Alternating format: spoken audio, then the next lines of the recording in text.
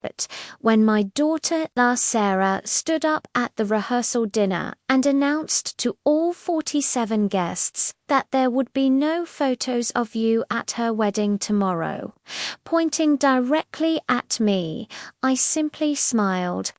She had no idea that the photographer she'd hired to capture her perfect day worked for me. If you're watching this, subscribe and tell me where you're tuning in from.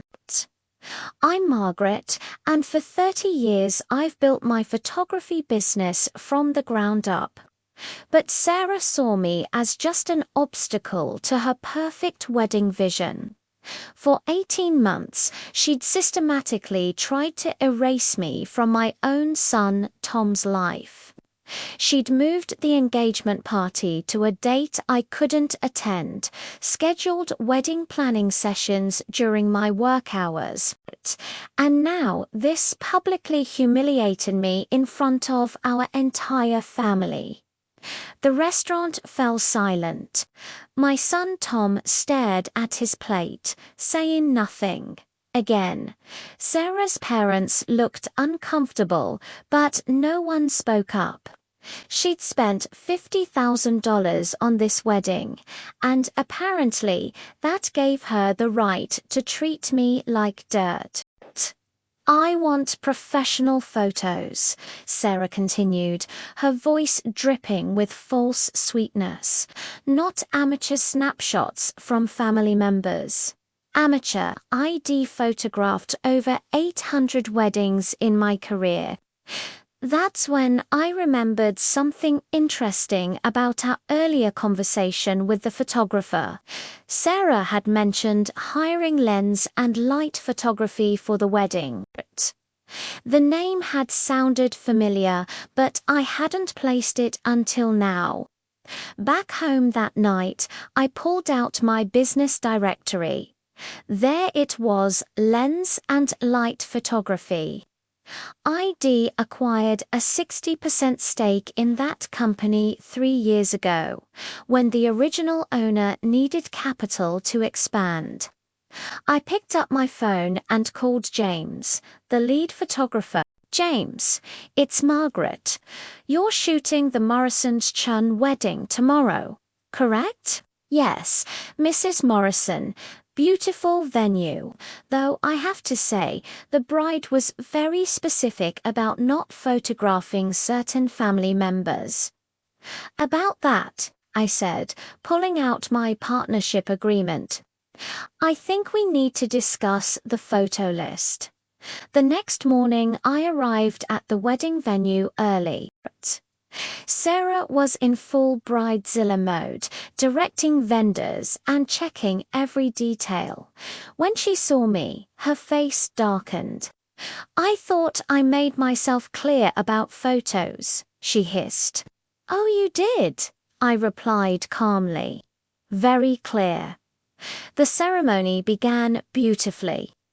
James and his team moved professionally through the crowd, capturing every moment.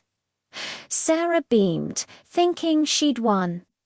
She had no idea that, as the owner of Lens and Light Photography, I'd instructed my team to document everything, including me. During the reception, James approached the head table with a folder. Mrs. Morrison, he said loudly enough for nearby tables to hear, as the owner of Lens and Light Photography, could you review these shots? The color drained from Sarah's face. Owner. I stood up, business card in hand. Sarah, meet Margaret Morrison, majority owner of Lens and Light Photography. The company you hired to photograph your wedding. The reception hall buzzed with whispers. Sarah's mouth opened and closed like a fish. That's impossible. You're just a what? I asked, my voice carrying across the room. Just the woman who built a $2.3 million photography empire. just the owner of 12 photography businesses across the state. Tom finally found his voice. Mum, I had no idea. Your wife made it clear she didn't want amateur photos, I continued. So I made sure you got the best professional service available. From my company. Sarah grabbed James's arm.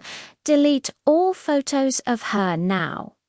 James looked at me, then back at Sarah. Ma'am, I worked for Mrs. Morrison, and according to your $15,000 contract, all photos become property of the client, which would be you and your husband. But the photographer's creative decisions remain with the company owner. The wedding guests were now openly staring at Sarah's perfect day was crumbling, and everyone could see it. 6 months later, Tom and Sarah divorced. He moved back home temporarily and apologized for his silence. I was so afraid of losing her that I lost myself, he admitted. My business grew by 40% that year, partly due to word of mouth from the wedding guests who witnessed Sarah's meltdown.